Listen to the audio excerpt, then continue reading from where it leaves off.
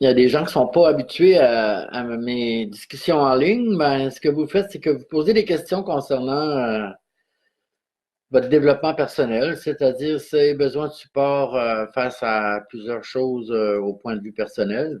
En tant que thérapeute, ben, je peux aider plusieurs personnes. Quand les gens me posent des questions face à plein de choses qui semblent les bloquer dans leur vie, ben là, je m'avance sur le sujet pour apporter une certaine aide. Et c'est pas mal la raison de mes, on va dire, soi-disant invitations sur le net.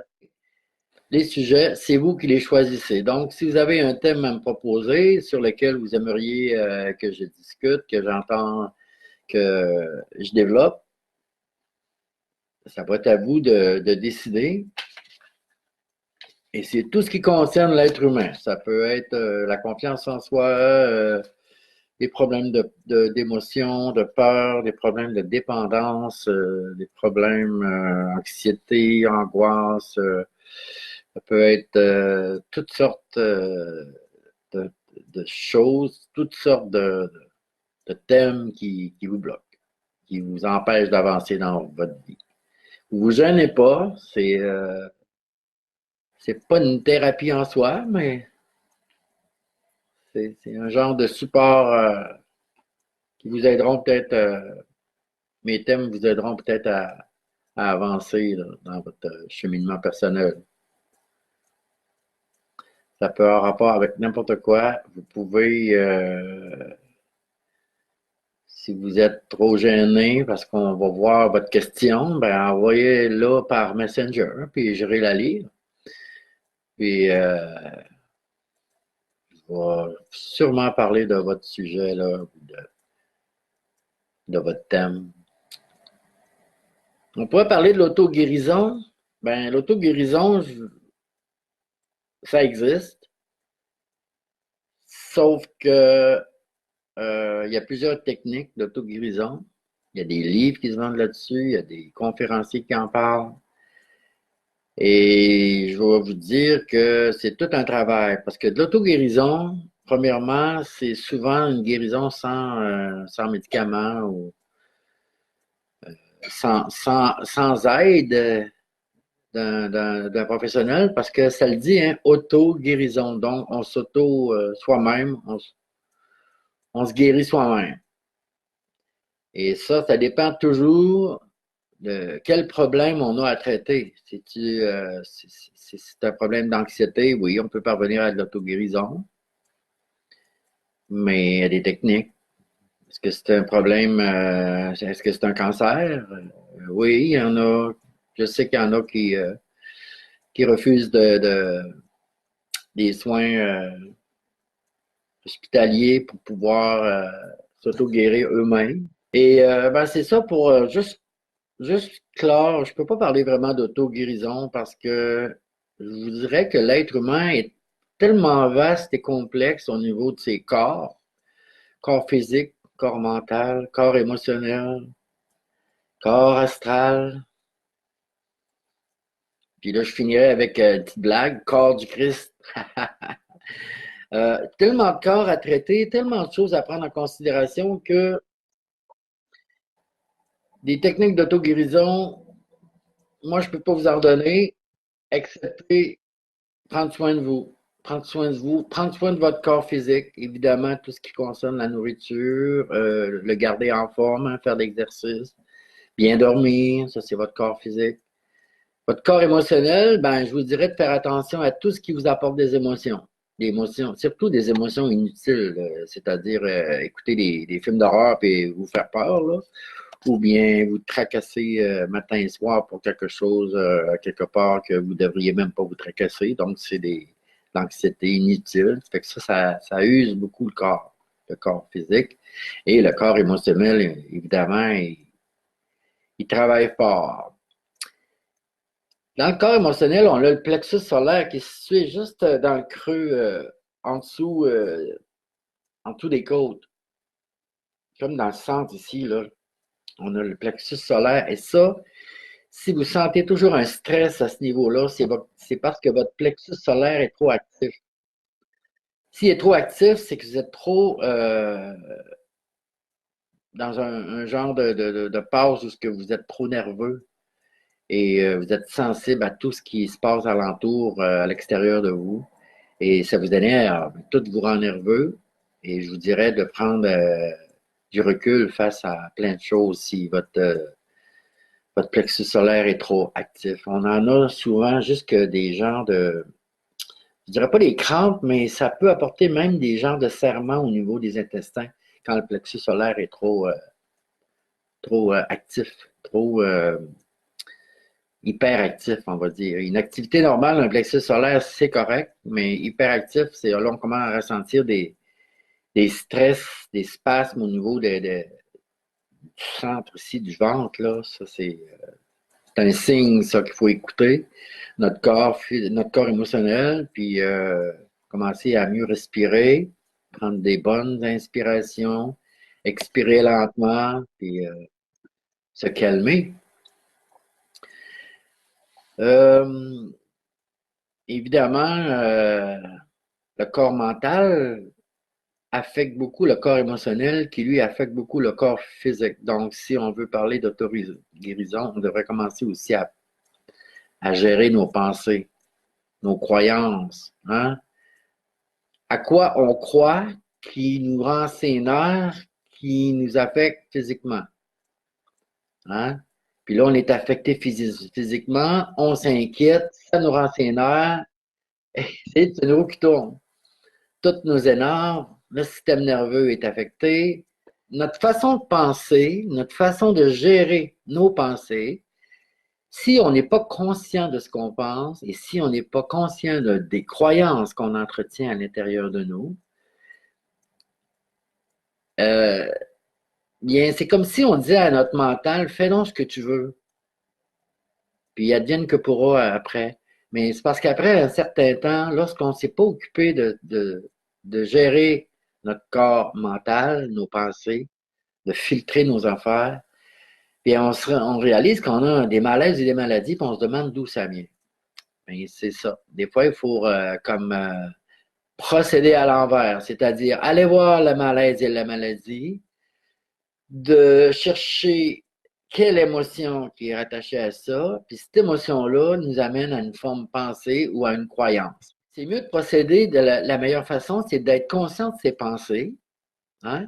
On regarde c'est quoi qu'on entretient comme pensée, comme croyance, et si c'est une croyance qui vous est bénéfique, hein, on a des belles pensées bénéfiques qui sont bonnes pour nous autres, bien, on les garde. Et si on s'aperçoit qu'on s'inquiète pour des choses inutiles, qu'on croit à des affaires qui nous font peur, qu'on s'inquiète pour rien, qu'on se provoque de l'anxiété nous-mêmes, et que si on ne s'occupe pas de ces choses-là, avec le temps, le corps émotionnel se fatigue. Un moment donné, il ne peut plus combattre. Là. Il est fatigué émotionnellement. Et un moment donné, bon, ben, qu'est-ce qu'on fait quand on est fatigué émotionnellement? La plupart du temps, quand on a une grosse émotion, hein, les gars, on va aller caler une petite bière, une petite frette, ça va faire du bien. Puis c'est pas qu'une, hein? C'est une demi-caisse ou une caisse. Et, euh, ben, c'est ça. Puis là, on gèle nos émotions. On ne veut pas les voir. On est en tabarslac. Il s'est passé de quoi au bureau aujourd'hui? Il faut que j'aille prendre un petit verre avec mes chums. Il faut que je lui compte ça. On vit nos émotions, on les gèle, puis tiens, le lendemain, on essaie d'oublier ça. Mais qu'est-ce qui s'est passé? C'est qu'on a gardé l'émotion à l'intérieur. Elle n'est pas sortie, là. C'est pas parce que vous avez parlé de ce qui s'est passé pendant une heure que vous avez libéré votre émotion, là. Oubliez ça, là. C'est pas le même que ça se passe. C'est pas comme ça que ça se passe du tout. Ça se passe autrement. Souvent, l'émotion, elle s'empile. Ben, moi, je dis qu'elle s'empile, c'est pas ça, le vrai mot. C'est que l'émotion s'imprègne dans le corps et elle reste là. Le lendemain, on peut se lever qu'une genre de petite courbature dans le dos. Comment ça, j'ai pas un point dans le dos? Ah, c'est pas grave, ça va s'en aller. Hein? On continue, on continue. Mais après 5, 10 ans qu'on a imprégné des émotions dans le corps émotionnel, il y en a tellement que le corps émotionnel, il ne sait plus comment gérer ça. Fait qu'il l'imprime dans le corps physique. Fait que là, on se réveille avec des gros maux de dos, des maux de tête. On se réveille peut-être avec des genres de, tout d'un coup, comment je pourrais dire, des problèmes physiques qu'on n'avait pas avant. On va même pas voir pourquoi. On se dit, ah, c'est peut-être la pizza que j'ai mangée hier soir, c'est peut-être le fait que j'ai forcé après telle affaire hier. Oui, ça se peut que ça soit ça, qu'on ait trop forcé. Mais je vais vous dire que quand il y a un mal physique qui s'installe dans votre corps et il s'en va pas, que vous êtes toujours en train de vous droguer au Tylenol ou au Advil ou peu importe, pour faire partir le mal puis il part pas, ben c'est parce que le corps émotionnel a eu ses limites. Et là, au lieu de faire sortir cette émotion-là, il l'imprime dans le corps et ça fait des malaises qui virent en maladie.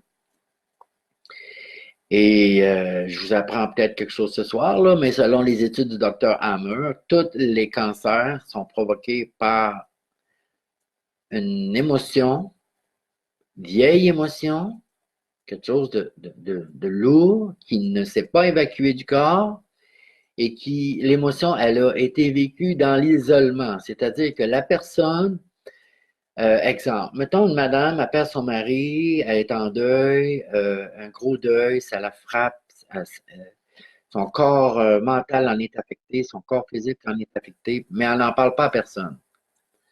Elle s'isole, elle ne veut pas voir personne, ça ne tente pas d'en parler. Ben, je ne dis pas que c'est ça qui va arriver, là. Mais je vous dis que selon les études du docteur Hammer, vous irez voir sur Internet docteur dr.hamer. Allez voir ça, allez lire là-dessus, renseignez-vous. Et selon ces études, la plupart des gens qui ont un cancer, lui, ils ont traité avec la psychologie, sans médicaments. Et 90% des personnes sont guéries. Les 10 autres c'est ceux-là qui n'ont pas été capables de faire sortir l'émotion qui est restée imprégnée là. Puis des fois, c'est pas une émotion, hein, c'est un paquet d'émotions. Parce que si, depuis votre temps d'enfance, vous entretenez de la colère face à un de vos parents et cette colère-là n'a jamais sorti, et puis d'année en année, à chaque colère vous la ravalez, bien ça s'empile. Ça s'empile dans le corps physique. Et des fois, c'est ça. On a des surprises. Donc, c'est important d'être capable de commencer par voir à l'intérieur de soi, lorsqu'on vit une émotion, ça nous a affecté. Hein? Une émotion, c'est parce qu'on ça le dit, émo, émoi, puis motion, c'est le mouvement. Donc, il y a eu un mouvement à l'intérieur de soi qui provoque quelque chose qui peut être positif, hein, comme un éclatement de rire, là, un fou rire, ou quelque chose qui nous stresse, qui nous blesse. Donc, lorsqu'on vit une certaine émotion qui nous stresse, qui nous blesse, c'est surtout ceux-là qui sont dommageables pour la santé. Les autres, ça libère. Hein, la joie, les fous rires, la tendresse, tout ce qui est que vous sentez que ça vous fait du bien, c'est des bonnes émotions. Et quand ça vous stresse, c'est négatif. Il s'agit d'apprendre à voir qu'est-ce qui se passe, comment, pourquoi, c'est-à-dire je suis affecté par telle chose. C'est quoi ma croyance? Je crois à quoi, là, qui fait que ça m'affecte de même? Ça peut être n'importe quoi, là. C'est vaste. Le monde de la pensée, c'est très vaste. Qu'est-ce que vous entretenez comme croyance? Qu'est-ce que vous entretenez comme croyance qui fait que lorsque vous vivez une certaine émotion, c'est quoi la croyance derrière cette émotion-là? Qu'est-ce qui vous fait croire que vous devriez vivre une émotion? Quand vous vous fâchez, pourquoi vous vous fâchez? Je ne dis pas que c'est pas correct de se fâcher, mais si vous vous fâchez et la colère, la raison pourquoi vous êtes fâché ne sort pas, vous la ravalez, vous êtes en train d'imprégner dans votre corps quelque chose, une énergie qui aurait dû sortir. Mais vous la ravalez. Hein, ravaler ses pleurs, ravaler ses... on est bon là-dedans, les petits gars, là, mais les générations qui sont là, à date, là, c'est pas pire, ça sort pas mal. Fait que c'est ça. Surtout quand on ravale une émotion qu'on peut se déclencher une maladie à la longue, là. Des fois, c'est drastique, là, des fois qu'il y a des choses assez qui viennent nous chercher assez raides, là. Si on ne sort pas l'émotion et on la ravale, évidemment, on est tout croche après et on peut même se déclencher quelque chose. Ça peut être une grippe, ça peut être des courbatures dans le corps, ça peut être, je sais pas, n'importe quoi, des laryngites, tout ce qui finit en it, des phlébites, puis etc. Donc, moi, je dirais par l'auto-guérison, ben, si vous devenez conscient de vos pensées et que vous êtes capable d'aller voir qu'est-ce qui déclenche en vous certaines émotions et de les stopper avant qu'ils arrivent, ces émotions-là, ou bien juste d'être témoin de l'émotion puis de la laisser sortir, c'est un autre truc. Et à mesure que vous allez faire un ménage dans vos croyances, vos pensées, vous allez vivre moins d'émotions. Puis c'est ça le truc, hein? L'être humain est un être dans un corps humain et il est doté d'un corps émotionnel. Puis ce corps émotionnel-là, c'est ça qui le guide à savoir est-ce que telle situation c'est bénéfique pour moi? Est-ce que tel événement, de la manière dont je le perçois, hein, avec mes croyances, est-ce que c'est bénéfique pour moi? Est-ce que quand quelqu'un me dit quelque chose et que ça m'affecte beaucoup, ça vient chercher quelle croyance en dedans de moi si ça me fait mal? Si ça me fait du bien, c'est correct, mais si ça me fait mal, ce qu'il vient de dire, ça vient bouger des émotions ou pas des émotions, excusez, si ça vient chercher de la mémoire qui m'affecte, si ces mémoires-là m'affectent, c'est que la personne qui me parle, dont le propos me dérange, c'est qu'il est en train de réveiller quelque chose qui dort en moi. Et souvent, il faut remercier la personne d'avoir réveillé des choses en soi, que ça même que ce soit une colère, de la tristesse, de la peine, un sentiment de peur. Quand une personne vous dit quelque chose, puis ça déclenche une émotion, ben, vous êtes en vie, c'est pour ça que vous avez des émotions. Et comment je pourrais dire, donc Dieu merci. Si vous avez une émotion qui semble négative et que vous devez la gérer, c'est parce qu'elle était déjà là et la personne ou l'événement, la situation l'a réveillée. Ben, vous avez l'opportunité de pouvoir libérer cette émotion-là, de ne plus la garder. Parce que si vous gardez toujours des émotions du même genre, ben, votre corps émotionnel attire de plus en plus ces émotions, ces situations-là pour se faire réveiller justement pour que vous puissiez avoir l'opportunité de les sortir. Je ne sais pas si je me fais bien comprendre, mais c'est ça. On est des êtres émotionnels, puis lorsqu'on a des malaises et des maladies, c'est qu'on se les apporte. Moi, je n'étais pas un gars sportif ben avant, jamais mieux bouffé puis engraissé, là. Puis depuis un an, je vais vous dire, ben, dans ma vie, j'ai toujours été le gars avec des grosses grippes. Puis des grippes, là. Tu sais, je veux dire, c'est pas juste la toux, là. C'est que j'ai mal partout, puis la fièvre, puis coucher sous du vent pendant 2 jours, puis avoir de la difficulté à me lever, ça, je l'ai vécu souvent. Puis je me disais, ben, c'est parce que mon corps, il se nettoie. C'est parce que mon corps, il est trop encrassé, puis il sait quoi faire. Mon corps, on va l'écouter. Il veut se reposer, il veut vivre la grippe, on va lui laisser vivre sa grippe. Mais j'ai jamais allumé au fait où ce que si je faisais de l'exercice à tous les jours pour éliminer les toxines, ben, je serais peut-être plus en forme, puis moins souvent de grippe.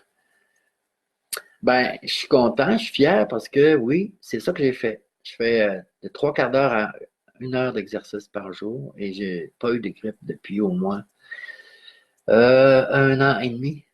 1 an et demi. Pas de grippe. J'ai eu des grippettes, là, tu sais. Puis, mais ça a passé, là, genre, en l'espace d'1 heure ou deux, c'est fini.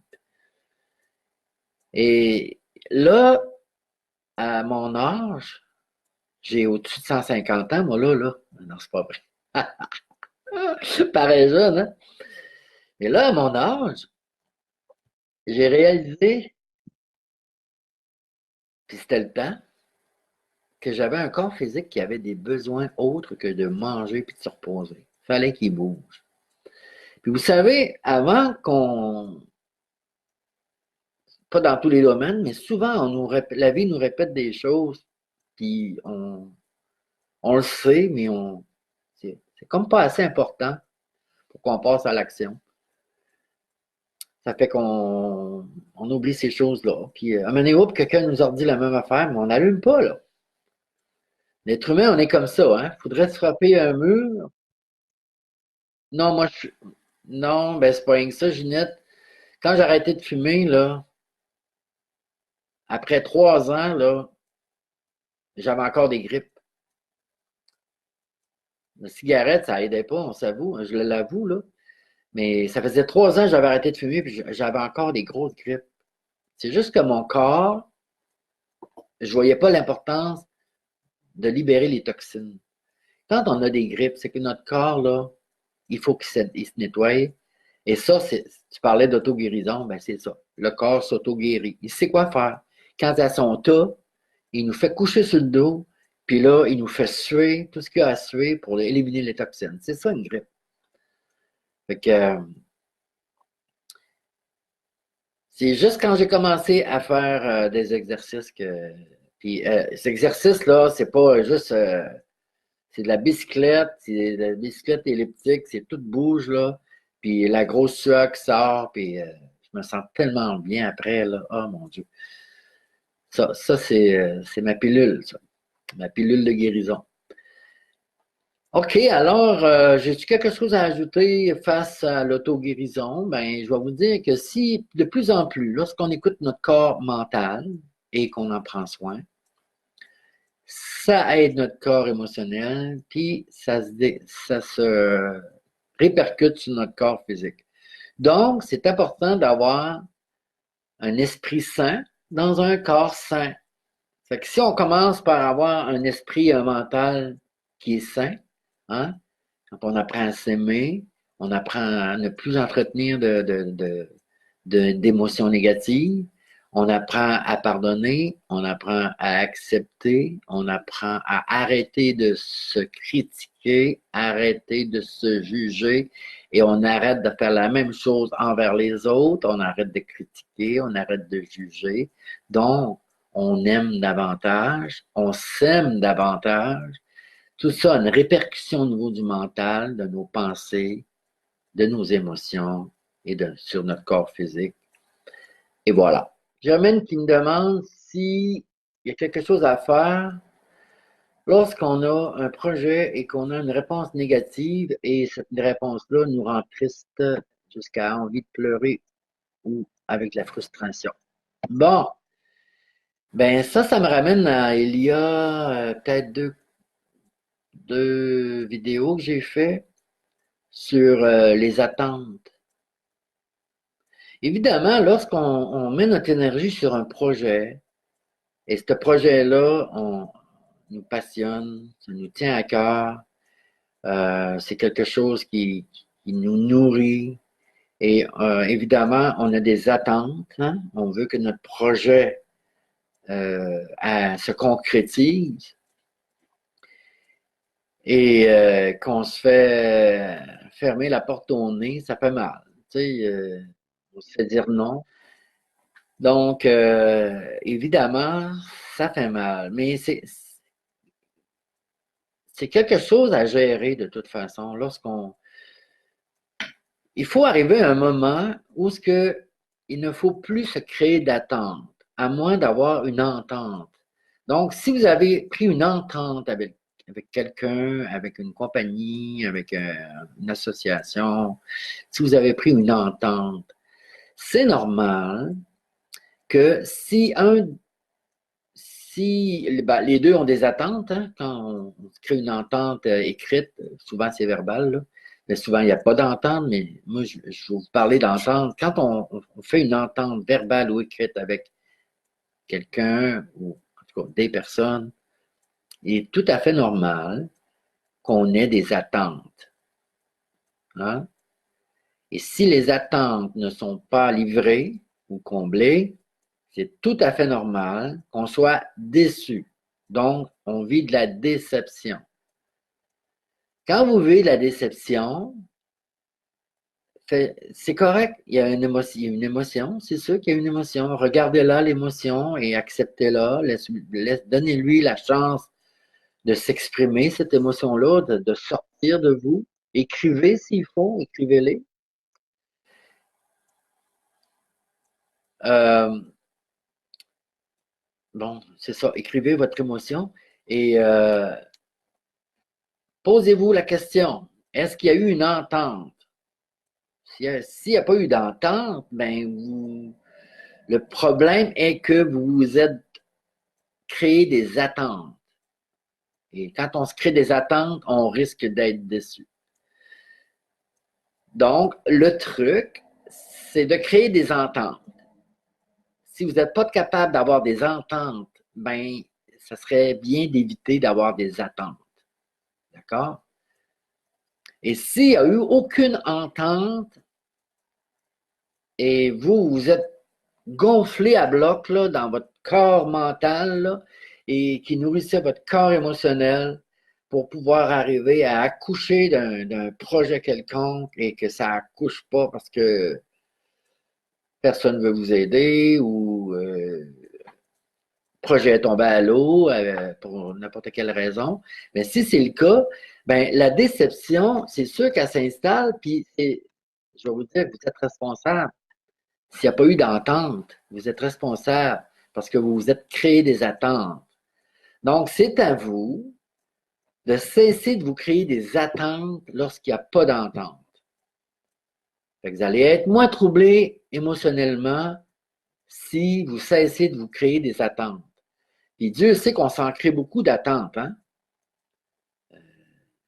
Des fois, c'est même pas il n'y a pas d'entente, là. C'est-à-dire que, bon, vous avez hâte en fin de semaine, vous souhaitez que, je sais pas, moi, vos enfants arrivent avec les petits-enfants pour pouvoir les dorloter, puis vous avez hâte, là, vous avez hâte. Mais vous n'avez même pas parlé.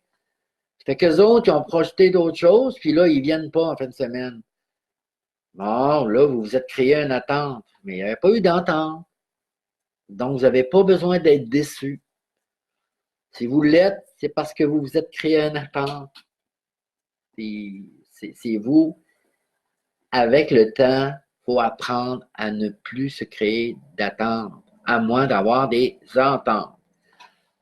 Donc, c'est ce que j'avais à dire au niveau des personnes qui sont très déçues quand ils partent sur des projets, là, puis que ça a amené les projets tombent à l'eau. Là. Évidemment, c'est blessant, mais on apprend à travers ça. Hein? On apprend à arrêter de se créer des attentes et puis regardez en écrivant sur papier tout ce qui se passe à l'intérieur de votre monde émotionnel, là, au niveau des émotions, puis au niveau de vos croyances. Vous avez cru que l'autre allait accepter, vous avez cru que ça allait se passer d'une telle façon, vous vous êtes imaginé des affaires, y a-t-il eu des ententes?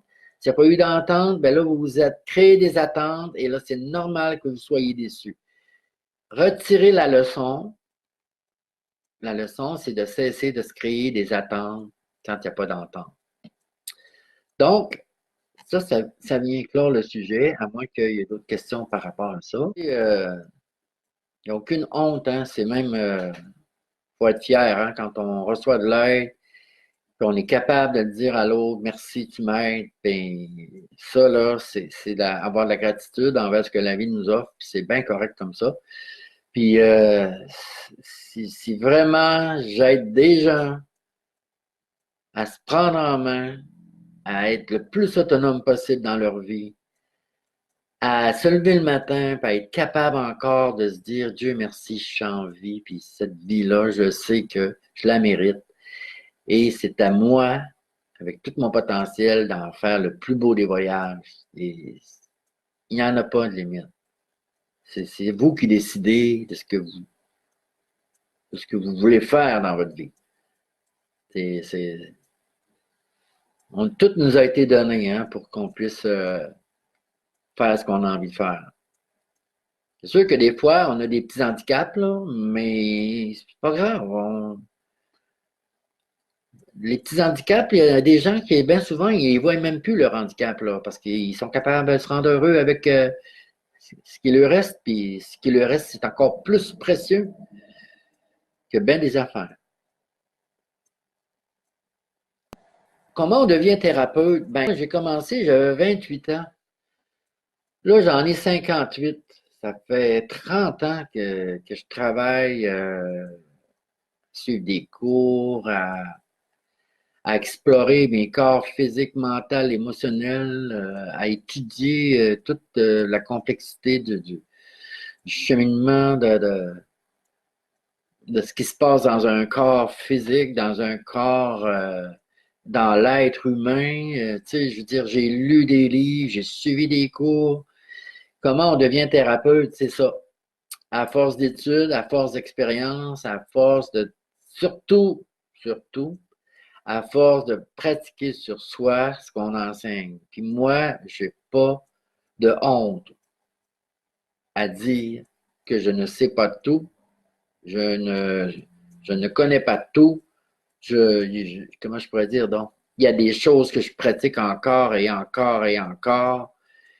Euh, c'est des choses que c'est jamais acquis. Écoute, même si on enseigne le lâcher prise pendant 15 ans, on l'enseigne. Ça ne veut pas dire qu'on le pratique. Euh, Moi, là, je le pratique évidemment. Je l'ai pratiqué avant, mais il y a des bouts qu'on ne l'a pas. Lâcher prise, il nous arrive des coups de la vie, mais j'appelle plus ça des coups maintenant, là, c'est des expériences.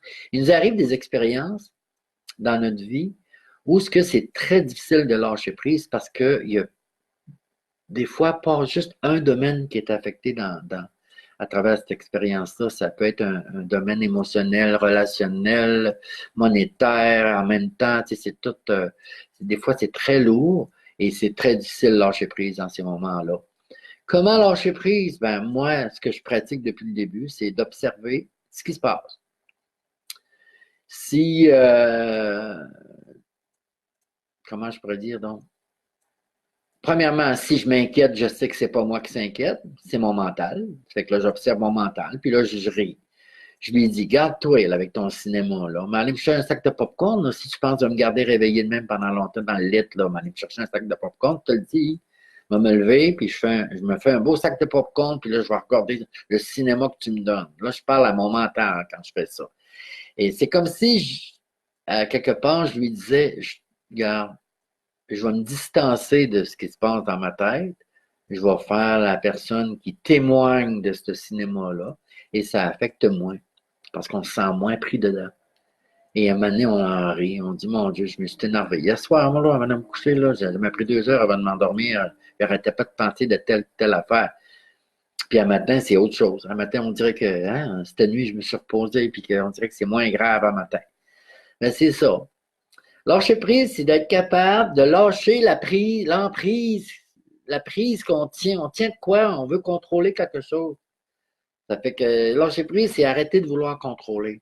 C'est s'abandonner à l'expérience de vie en sachant au plus profond de nous que tout ce qui nous arrive, on est capable de le gérer. On n'en mourra pas. C'est juste ça. Puis d'en rire aussi, dédramatiser. Dédramatiser, écoute, il y a bien plus de peur que de malheur. C'est ça, la vie est comme ça, est ainsi faite. Si on a vraiment à apprendre à lâcher prise dans la vie, bien, on va s'apporter des expériences pour l'apprendre vraiment. Et si on réussit, plus les expériences vont devenir difficiles, plus il va falloir apprendre vraiment à lâcher prise. Tant qu'on ne lâchera pas prise, les expériences se répètent. Ça se peut que ce ne soit pas la même expérience, mais ils se suivent. Puis là, tu dis, mon Dieu, ça va-tu me lâcher? Il y a tout à quelque chose qui fait que je dors plus, je suis fatigué, ça va-tu me lâcher? Ben oui, mais lâche prise, lâche-le, cordon, abandonne-le, remets-le à une force qui est plus grande que toi, à la source, retourne ça à la source, tiens. Envoie ça dans les airs, puis ça va retomber, ça va bien retomber, ça va tomber en fleurs. Le lâcher prise, c'est pas quelque chose, oui, on peut en parler longtemps, mais c'est comme si je te disais pendant des heures, c'est quoi ça goûte un raisin. Tant que tu n'as pas goûté au raisin, tu ne sauras pas de quoi je parle. Fait que lâcher prise, tant que tu n'auras pas pratiqué le lâcher prise, vous allez avoir de la misère à savoir c'est quoi vraiment un lâcher prise tant que vous ne l'aurez pas fait. Quand on lâche prise, là, pour l'avoir expérimenté, vraiment, là, pour quelque chose qui est très imposant dans notre corps mental, dans notre corps physique, on a le stress au bout, on est inquiète, ça frôle l'angoisse, là, mais on a un taux d'anxiété assez élevé, là.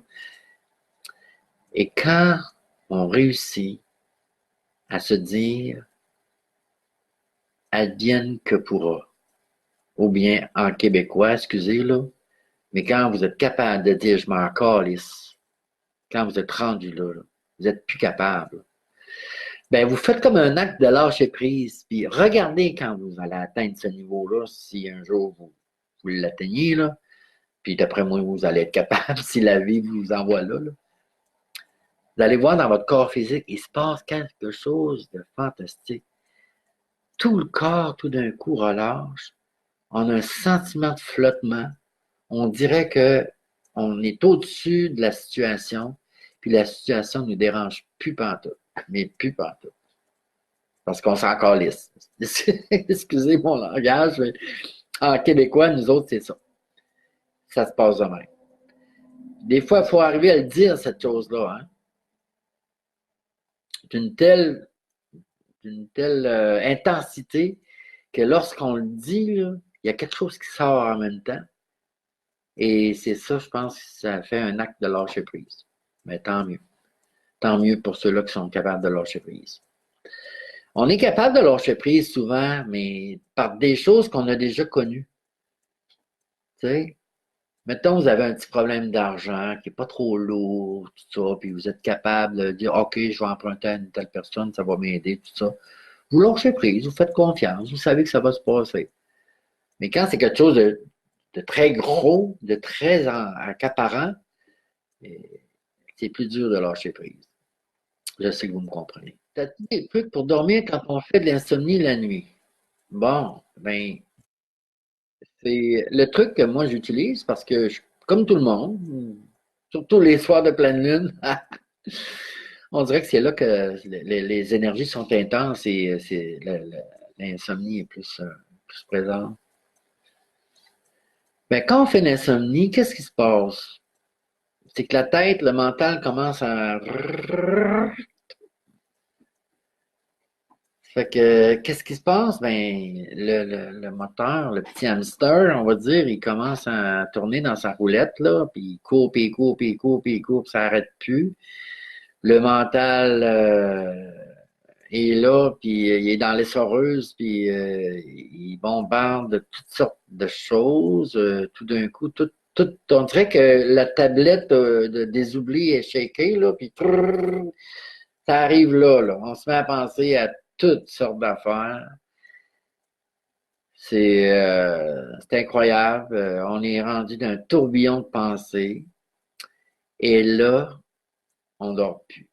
Parce que là, le corps physique, il est affecté, hein? Je vous le dis. Je l'ai dit tantôt au niveau du corps, quand le corps mental, il nous fait vivre une certaine émotion, un stress, quelque chose. Fait que quand le corps mental, il commence à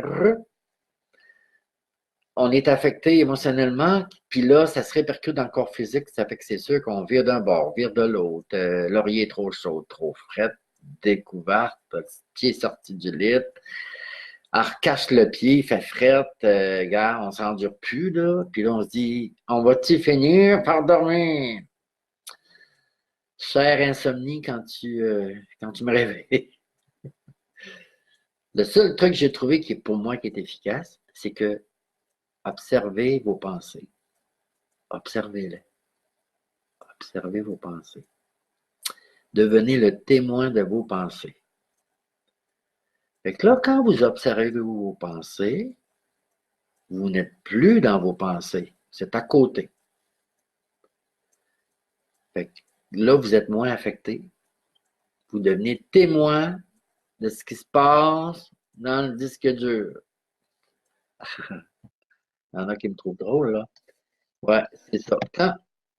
Excusez.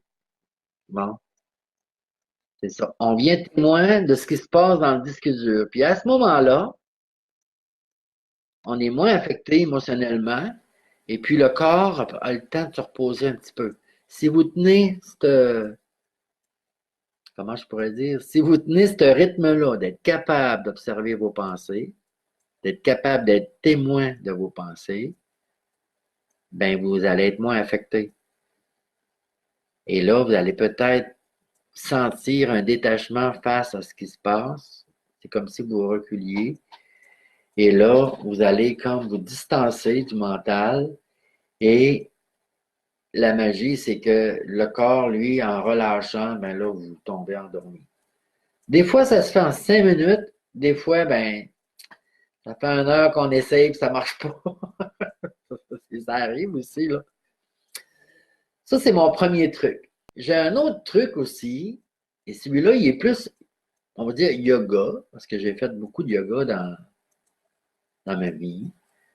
Et on se pratique beaucoup en yoga à observer notre respiration. Ça fait que parfois, j'utilise ce moyen-là. Je m'écoute respirer. Je regarde comment l'air rentre, comment l'air sort. Il y a toujours cette sensation que quand l'air sort, l'air est chaud.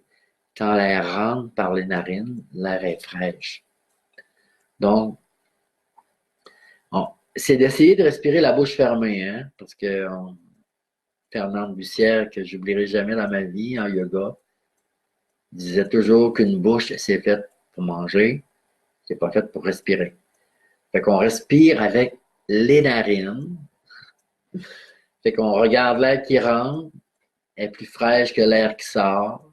Ça, on peut faire ça dans notre lit. Puis juste en se concentrant là-dessus, ben ça nous apaise, puis ça nous apporte au sommeil. Il y a une autre affaire que je fais aussi, c'est que j'ai une petite musique douce que je mets, qui dure 1 heure. Je la pars, je me concentre sur la petite musique douce. J'essaie de m'imaginer les notes qui flottent, hein, qui changent de couleur. Tu sais, je joue avec mon monde imaginaire, si vous voulez. Et ça m'emporte. Dans le fond, c'est d'occuper notre mental à cesser de jouer du cinéma. C'est d'occuper notre mental à cesser de, de, de, de vouloir nous tenir réveillés. C'est comme un enfant, hein? Tu sais, l'enfant, qu'en pleine nuit, là, la plupart d'entre nous a eu des enfants, là. Tu sais, le petit s'est réveillé, le petit voulait son boire, 2 heures du matin, puis là, il veut plus dormir, il veut jouer, lui, là. Ben, c'est ça le mental aussi. C'est comme un petit enfant. On lui a donné un paquet de jouets, là, puis ces jouets-là, ben, c'est nos émotions, c'est tout ce qu'on lui a fait visualiser en images, en vidéo, en film, et tout ce qu'on a enregistré dans notre vie à travers les événements, le quotidien. C'est tous nos concepts, c'est vraiment spécial le mental, hein, c'est l'ego, hein, c'est toutes c'est l'emmagasinement de toutes nos mémoires, qu'elles soient émotionnelles, visuelles, sonores, c'est tout ça, l'ego. Puis lui, ben, malheureusement, dans la phase du sommeil, si on n'a pas atteint la première phase qui nous fait plonger dans le sommeil, ben, tu sais, il y a une autre phase où on se réveille, je pense que c'est aux 4 heures, là. Si je m'avance pas trop là-dedans, là, je suis pas thérapeute en sommeil, là. Mais il me semble qu'il y a un cycle de 4 heures, puis après 4 heures, là, le sommeil est plus léger, puis ça se peut qu'on se réveille là. Là, le mental prend le dessus, là. Ou 2 heures. 2 heures, il y a une histoire de 2 heures ou 4 heures. En tout cas, vous irez vous informer, moi aussi j'irai m'informer, là, mais il y a un cycle qui fait que on n'est pas en profond sommeil. on est très dans une phase légère, puis il y a des phases profondes. Quand on est dans une phase légère, ça se peut on se réveille là, là. Puis là, ben, on se met à penser, c'est pas nous, c'est le mental, parce que souvent, le mental, on le gère pas, hein.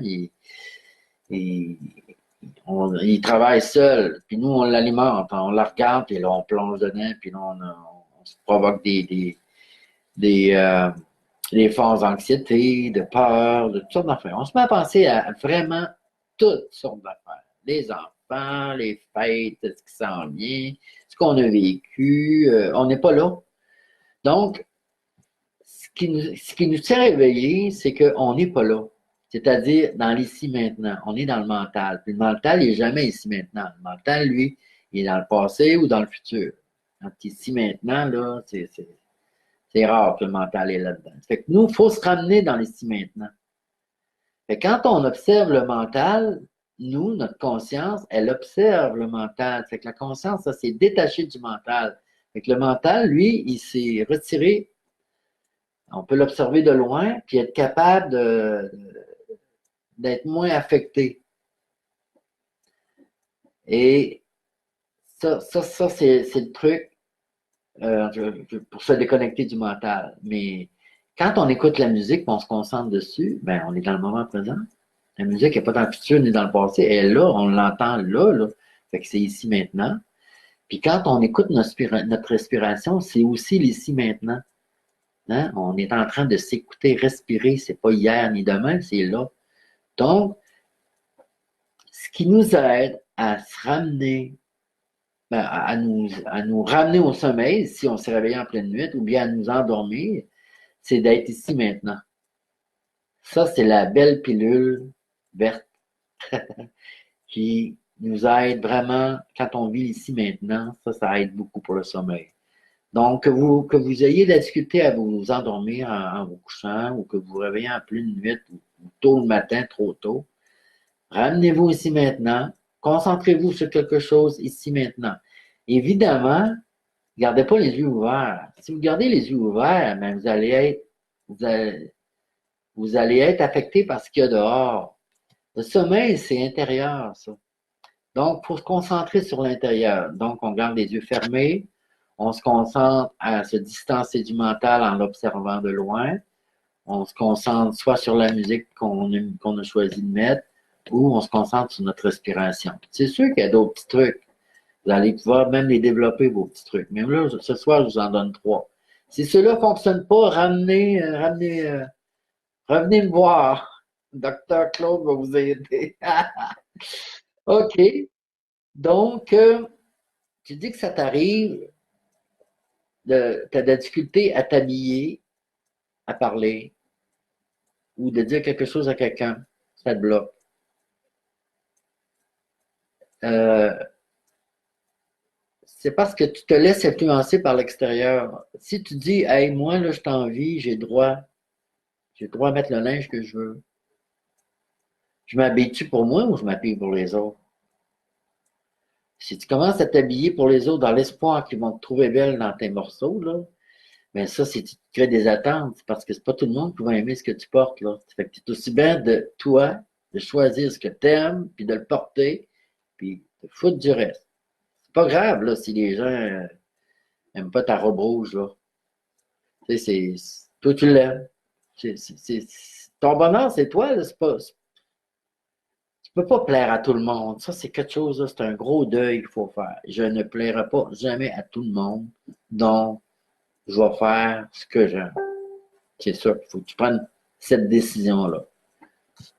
Et c'est la même chose pour parler. Tu ne pourras pas plaire à tout le monde en parlant. Moi, je ne plais pas à tout le monde en disant des affaires qui vont choquer des fois.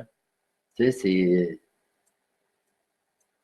c'est comme ça. OK. Un truc pour savoir, se rappeler de nos rêves en se levant. Ben, premièrement, vous allez prendre un bloc-notes avec un stylo.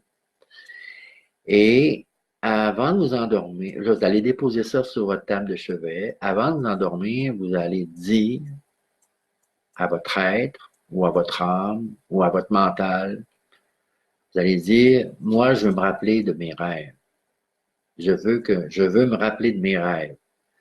Et là, soyez observateur parce que peut-être le lendemain ou le surlendemain, là, vous dites ça à chaque soir, hein, je vais me rappeler de mes rêves demain matin. Je veux me rappeler de mes rêves demain matin.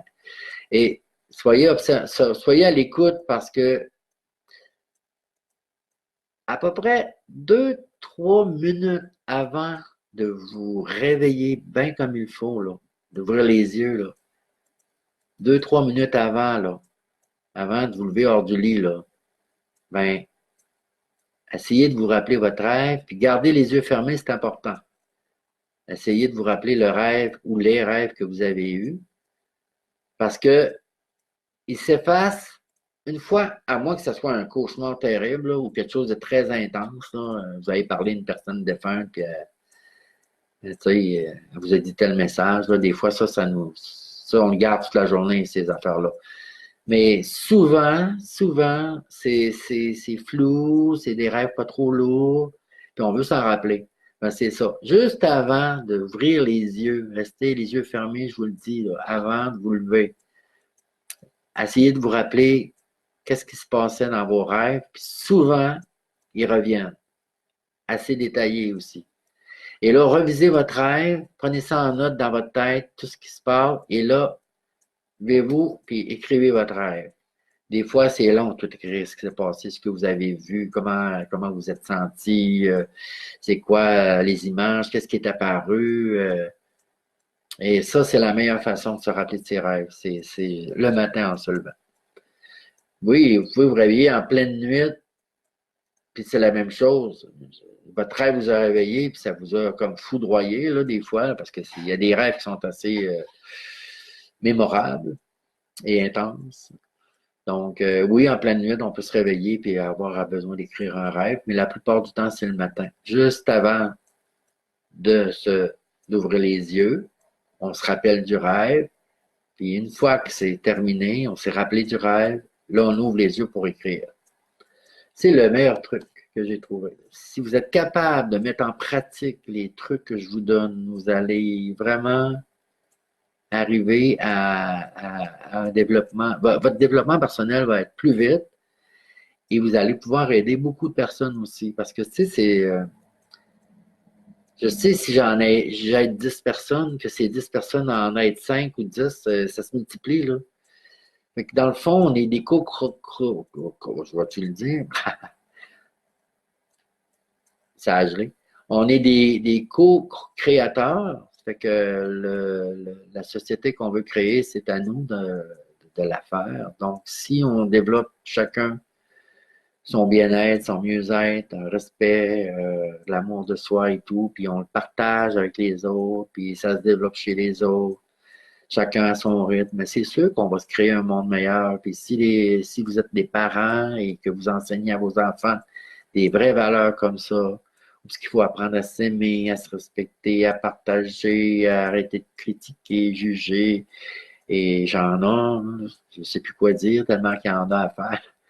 Mais, tu sais, dans le fond, c'est de travailler pour un monde meilleur. Ça fait que moi, je suis content quand vous me dites dans vos commentaires que ça fait longtemps que vous êtes là, que vous apprenez, que ça vous fait avancer, ben tant mieux. Si je suis capable d'aider une personne dans ma vie, ben ça sera au moins une personne. Si j'en aide 100, ben ça sera ça aussi. Je reviens au fait que ceux qui ont lu mon livre et qui mettent en pratique des choses, ou ceux qui écoutent mes conférences, qui mettent en pratique dans leur vie des choses, les résultats, des fois, ils ne sont pas là tout de suite. Après un certain temps, il y a quelque chose qui se développe à l'intérieur. Du moins, on se libère de plein de choses, puis on essaye de ne pas s'en embarquer non plus. Et donc, la vie s'allège avec les mois, les années, la vie s'allège et on s'aperçoit après un certain temps que on devient observateur de tout ce qui se passe alentour, puis on se dit, eh mon Dieu, j'étais comme ça avant, moi, j'aimerais pas ça retourner de même. Ben, c'est correct. Au moins, vous êtes capable de vous en apercevoir, puis au moins, vous pouvez développer de la compassion pour ceux qui sont dans des états où ce que vous avez déjà été, là. Ils ont peut-être besoin d'aide, puis des fois, on lui fait signe qu'on est là pour les aider. C'est sûr que les rêves veulent tout dire quelque chose, mais des fois, il faut les prendre avec un petit peu de moins de drame, surtout quand on fait des cauchemars, là, tu sais. Dans les cauchemars, là, c'est dramatique, là. Ben, je pourrais vous en parler un petit peu sans trop m'avancer sur le sujet parce que, je veux dire, on peut en parler longtemps, là, mais quand on rêve, on sort de notre corps. Notre âme sort de notre corps, notre esprit sort, on se promène dans des vibrations différentes. Quand les rêves sont super beaux, puis on est comme flottant, tout ça, là, puis on est, comment je pourrais dire, vraiment bien dans un rêve, on rencontre des bonnes personnes et tout, là. C'est que nos vibrations se sont élevées dans l'autre monde, dans l'astral, nos vibrations se sont élevées et puis on a des meilleurs contacts avec d'autres entités, avec d'autres choses. Et dans le monde des rêves, tout se crée à l'instant. Quand vous pensez à un arbre, pouf, il apparaît. Vous pensez à voler ou vous vous mettez à voler. Vous pensez être en Afrique, vous êtes en Afrique. C'est la pensée qui crée parce qu'elle n'est pas bloquée par rien. Et quand les rêves sont moins beaux, on est descendu en vibration. Tu sais, quand on a pataugé dans le bas astral, comme on dit, et là, on peut avoir des cauchemars, et c'est ça qui fait que les rêves sont différents. Donc, la nuit, tout le monde, sans exception, sort de leur corps. Hein, le corps astral sort du corps physique, il se promène, et il rêve. Là, nous, on prend ça pour des rêves, mais dans le fond, on va vivre d'autres choses. C'est juste notre vibration qui change. Parce qu'il n'y a plus de vibration lourde, il n'y a plus de corps. Ça fait qu'il y a juste la vibration qui vibre très vite au niveau de l'âme, elle se promène, et la vibration est plus élevée. Mais si l'âme descend en vibration, donc si vous êtes plus fatigué ou vous êtes très stressé, vous avez vécu certains traumatismes, ça se peut que la nuit, vous en fassiez des cauchemars parce que votre corps astral, il est lourd, hein. Il est lourd en énergie, donc il ne peut pas s'élever. Fait qu'il descend plutôt dans une vibration plus basse. Et là, ben, évidemment, c'est des mondes spéciaux. Vous pouvez rêver à des monstres, vous pouvez rêver à toutes sortes d'affaires qui vous font peur finalement, là. Et inquiétez-vous pas, vous ne mourrez pas parce que quand le corps astral, il y en a assez de ces choses-là, il revient dans le corps physique puis vous vous réveillez. C'est pour ça que des fois, on se réveille en pleine nuit, là, ah mon Dieu, j'ai fait un cauchemar. C'est ça. Vous avez rentré dans votre corps très vite et là, vous êtes quasiment assis dans le lit. Et l'inverse, c'est beau, évidemment plus beau parce qu'on monte en vibration. Le corps astral, lui, il monte en vibration quand il quitte le corps physique. Et là, on peut rencontrer des esprits, on peut se promener dans des mondes fabuleux, tout avec des couleurs différentes de nos couleurs, de la musique différente. Moi, j'ai déjà rêvé que je m'avais, justement, j'avais flotté, j'ai monté très haut dans l'astral et je me suis mis à entendre une musique. C'était tellement beau que si j'avais été musicien, je pense que j'aurais été capable de la rejouer sur un orgue ou quelque chose de même, un piano. Et la mélodie me suivait quasiment 2 heures après m'avoir réveillé. Et c'était très doux, très serein, c'était très nourrissant comme musique. Et là, juste pour vous dire, c'est un rêve élevé dans un haut astral, comme on dit. Et pour se rappeler de ces rêves-là, ben c'est ça, je vous donnais le truc tout à l'heure. Ça veut-tu dire quelque chose? Des fois, les rêves sont prémonitoires. Les rêves prémonitoires qui annoncent quelque chose, souvent, c'est des rêves d'aller faire souvent, à répétition, qui vont vous annoncer quelque chose. Tu sais, ça peut être, je sais pas, moi, mettons, vous rêvez que vous faites un accident et le lendemain ou 2 jours après, vous rêvez encore un petit accident. Ben là, c'est ça. Là, il vous annonce, soyez prudent. Il y a, sur la route, ça dépend de l'accident, là. Je veux dire, ça peut être, vous tombez en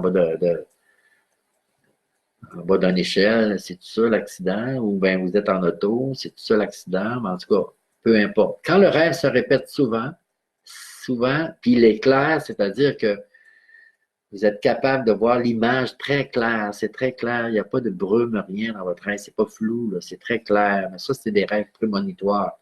Puis des prémonitions, ben, il y en a qui en font en plein jour, mais il y en a qui le font d'un rêve. Et ça indique qu'il va se passer quelque chose dans le futur. Là. Puis le laps de temps, il n'y en a pas. Ça fait que ça peut être 2 semaines, 2 mois, 2 ans. Mais tant que vous le rêvez, c'est parce que ça sent bien. Vous pouvez demander, hein, avant de vous coucher, là, comme j'ai dit tantôt, je veux me souvenir de mes rêves, puis vous allez vous en souvenir. Ça dépend des énergies, hein. On sent tout quelque chose quand on rentre chez quelqu'un. Il y a tout un. Chacun. On va dire que chacun porte en lui ou en elle une énergie.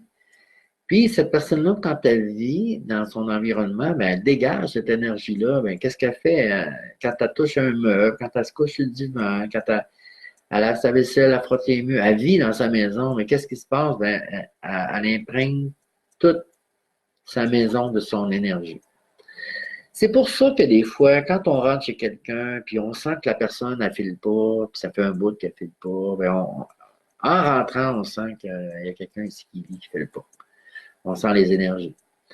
Si on sent une énergie de bien-être, d'apaisement, une énergie de réconfort, ben c'est ça. C'est que la personne qui vit là, ou du moins les personnes qui vivent là, ils se sentent comme ça, se sentent bien, n'ont pas trop de peur.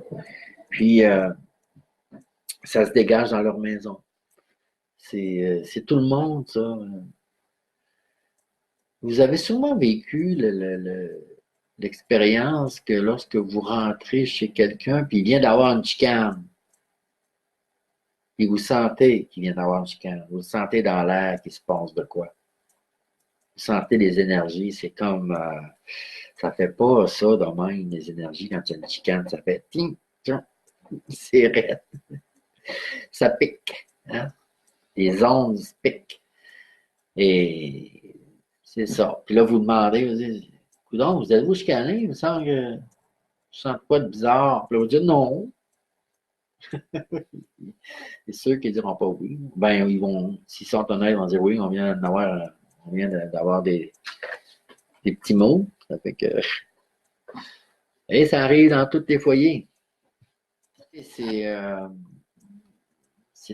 nous. Ben, moi, faites le test quand vous quittez la maison pour, je sais pas, 2, 3 heures. Puis quand vous revenez, faites, faites comme si c'est la première fois que vous rentreriez chez vous. Faites semblant que vous ne connaissez pas rien à l'appartement, puis faites semblant de découvrir l'appartement, puis d'essayer de ressentir les énergies. Vous allez peut-être être surpris à savoir, mon Dieu, je sais pas, donc ben ici, ou bien peut-être que vous allez dire, non, moi, il y a de quoi ici, je suis pas bien. C'est ça. C'est à vous c'est ce que vous dégagez, hein, la maison, chez vous, votre chez-soi, votre extérieur, c'est-à-dire ce qui est en dehors de vous, représente votre intérieur. Quand ça ne file pas en dedans, ça fait un petit bout que ça ne file pas, mais dehors, ça paraît. Même si vous ne voulez pas que ça apparaisse, les énergies, ça ne ment pas, ça paraît. Fait que quand ça ne va pas, soit vous demandez de l'aide, ou bien vous prenez des trucs pour que ça y aille mieux. Tu sais, si ça ne va pas vraiment, euh,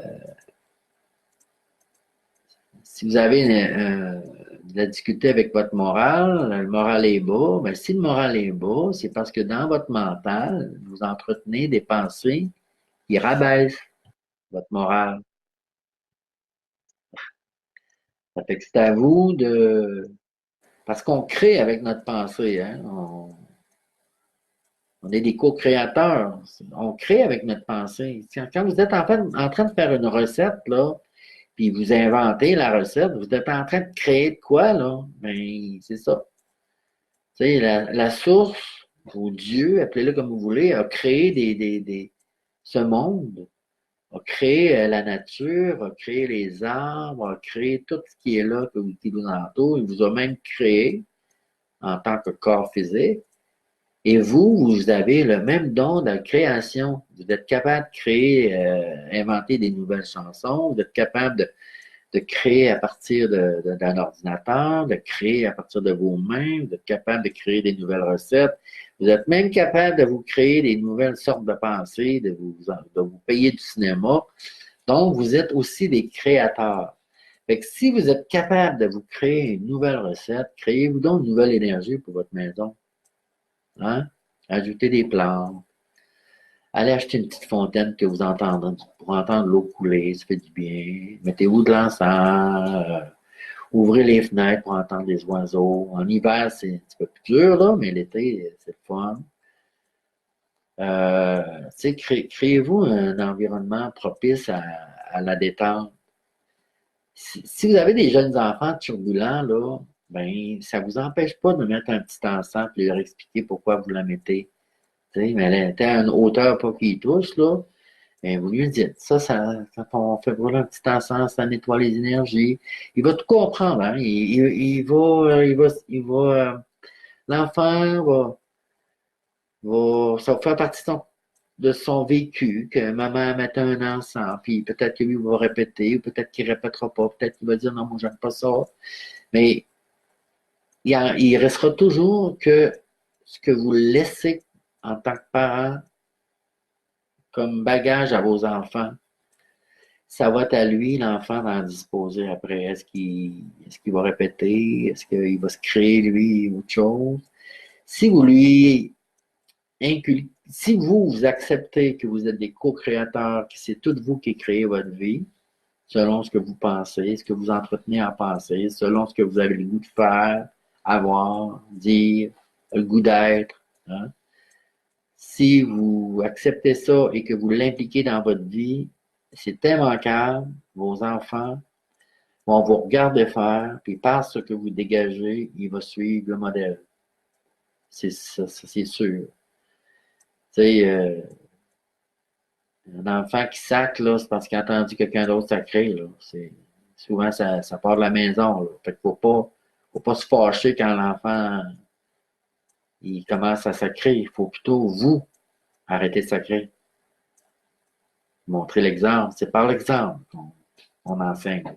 C'est pas en enseigner avec des paroles. C'est vraiment faire l'exemple d'eux, montrer l'exemple, et là, les enfants, vous expliquez quand même ce qui se passe, mais faites-le. Faites-le, parce que il faut que les bottines suivent les babines, comme on dit. Si vous voulez vraiment être un parent modèle, il faut devenir le modèle. C'est ça. Je vais dire un beau bonsoir à tous et merci d'avoir été là, merci d'avoir été présent. Puis je vous donne rendez-vous la semaine prochaine. Je vous ferai signe par l'entremise des réseaux sociaux. Et puis d'ici là, portez-vous bien, prenez soin de vous, aimez vos prochains, prenez soin de vous et je vous souhaite une bonne nuit et je vous dis à bientôt. Bye bye.